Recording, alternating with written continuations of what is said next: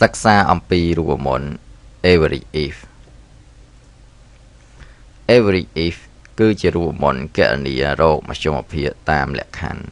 syntax every is បើវងកញ្ចក់ rank ខាម៉ា criteria ខាម៉ា every is rank កំណត់សែននៃជួរទិន្នន័យបាទ criteria លក្ខខណ្ឌត្រូវគណនា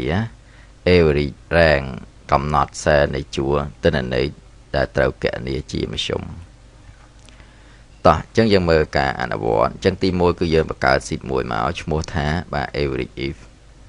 តមកទៀតយើងវាយទិន្នន័យនេះចូលហើយយើង copy ទិន្នន័យនេះពីលំហាត់មុនមកអញ្ចឹងយើងមើលសំណួរទី1ចូលរក salary ជាមធ្យមសម្រាប់ location ស្មើនឹងភ្នំពេញ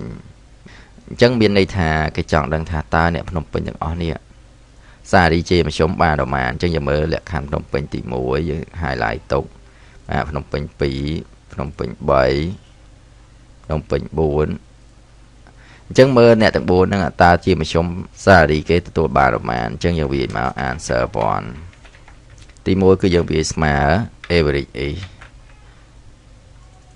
បាទបន្តមកទៀតបានយើង select លើ rank គឺយើង select លើបាទជួរ location ហ្នឹងមកបាទបន្តមកទៀត comma មួយមកបានយើង select លើ criteria លក្ខខណ្ឌគឺយើង select លើពាក្យភ្នំពេញនេះcomma មួយទៀតមកគឺយើង select លើ salary ទាំងអស់តែម្ដងបាទរួច enter បាទអញ្ចឹងយើងមើលប្រាក់ខែជាមធ្យមរបស់គេគឺ257.5 បាទតោះអញ្ចឹងយើងបាទបកស្រាយមកហេតុអីបានឃើញប៉ុណ្ណឹងអញ្ចឹងទី1ស្មើនឹងបាទ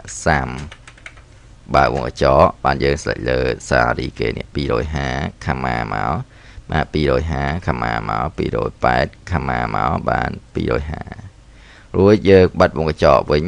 បាទចែកហ្នឹងបាទមើលមានប៉ុន្មានអ្នក4អ្នកអញ្ចឹងយើងចែកនឹង4រួច enter បាទអញ្ចឹងនេះគឺលទ្ធផលគឺត្រឹមត្រូវហើយអញ្ចឹងរូបមន្តដែលយើងប្រើគឺយើងអាច copy មកបាទ mouse តាម copy រួចចុច escape មួយយើងវាយកន្លែងនេះ apostrophe រួចយើង mouse តាមចុច paste បាទអញ្ចឹងឃើញហើយចម្លើយនៅខាងលើនេះយើងអាចដូរទៅជាពណ៌ក្រហម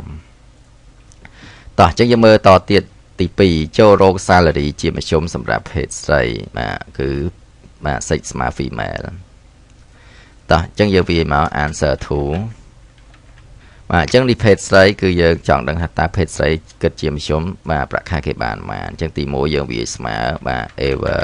បាទអញ្ចឹងគ្រាន់តែវាយ ever មកឃើញនេះ every is នេះបាទបន្តមកទៀតយើង rank គឺយើង select លើភេទទាំងអស់comma មួយមកយើងមើលលក្ខខណ្ឌហ្នឹងគឺយើងចង់នឹងភេទស្រីអញ្ចឹង select លើ cell ណាមួយមកដែលមានភេទស្រី comma មួយទៀតគឺ every rank អញ្ចឹងបាទជាមធ្យមអញ្ចឹងគឺយើង select លើ salary ទាំងមកបាទរួច enter បាទអញ្ចឹងជាមធ្យមគឺបានបាទ233.33តោះអញ្ចឹងយើងផ្ទៀងផ្ទាត់មកអញ្ចឹងយើងមើលភេទនេះមួយភេទស្រីមួយបាទភេទស្រីទៀតភេទស្រីបាទភេទស្រីបាទក្នុងនេះភេទស្រីបាទហើយនេះក៏ភេទស្រីដែរតោះអញ្ចឹងយើង highlight ទុកហើយឥឡូវយើងសាកគណនាមកអញ្ចឹងទី1ស្មើ30ដូចគ្នាបើវងកញ្ចក់ select លើបាទ salary គាត់300 comma select លើ salary នេះ250 comma select លើ salary 300 comma ទៀតបាទ select លើ salary នេះ150បាទរួច select លើ salary នេះ150ទៀត comma ទៀត select លើនេះ250តទៀតបន្តមកទៀតក្រោយយើង select អស់ហើយយើងបិទវងកញ្ចក់វិញមកចែកនឹងចំនួនបាទតើចំនួនប្រមាណនេះអញ្ចឹងយើងមើលមក1 2 3 4 5 6នេះអញ្ចឹងចែកនឹង6រួច enter មកបាទអញ្ចឹងគឺចម្លើយស្មើគ្នាតែម្ដងបាទអញ្ចឹងយើងអាច select លើរូបមន្ត every if របស់យើង mouse តាម copy រួចចុច escape មួយសិនហើយបាទយើងវា apostrophe នៅលើ cell នេះរួច mouse តាមចុច paste ហើយយើងអាច select លើ cell នឹងដាក់ពណ៌ក្រហមបានបាទអញ្ចឹងរូបមន្តយើងគឺប៉ុណ្្នឹងឯង